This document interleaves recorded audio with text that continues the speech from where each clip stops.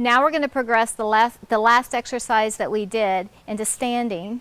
And so you might want to have a kitchen bar or the back of a chair handy. And we're going to come onto one leg. Actually, let's do it on two legs first. So do rib tips to hips, and we're just going to bow from our waist and come back up. Good, so no movement through here. No rounding, no coming up with our back. Rib tips to hips, no difference. Only joint that moves is our hip. So getting the feel of this. Again, it takes hundreds of repetitions to change a movement pattern. Hundreds of repetitions. You're waiting in line at the grocery store, whatever. Lots of these. Okay, once you can get that, try coming onto one leg. You can just leave this tippy toe down for stability, because again, we're not going to challenge balance yet. We just want to challenge accuracy of biomechanics and strength. So just your tippy toe is fine.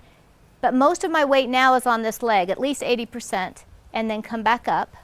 When that feels okay, come to a chair, just fingertips, and come forward and up. So my knee's not bending, nothing's moving except my hip joint. No movement through here. Good. When that becomes not too challenging, you're going to start thinking about a clock again. And so this way my nose is going toward 12 o'clock. Then my nose is going to go toward 1 o'clock, and then 2 o'clock, and not maybe all the way to 3, but trying for 3, because that really helps us feel how our pelvis is designed to move on our femur. Not only does our femur move in the socket, but our socket moves on our femur. And so when we are reaching down into the dishwasher to get things, we are rotating our pelvis on our femur. So we want to have that neuromotor control. So again, coming back onto one leg, rib tip to hip, no change here. Come to 12 o'clock. Let's go to 2 o'clock. Let's go to 11 o'clock, because we also want to come here. While I'm doing this, my knee wants to follow my nose. Don't let your knee follow your nose.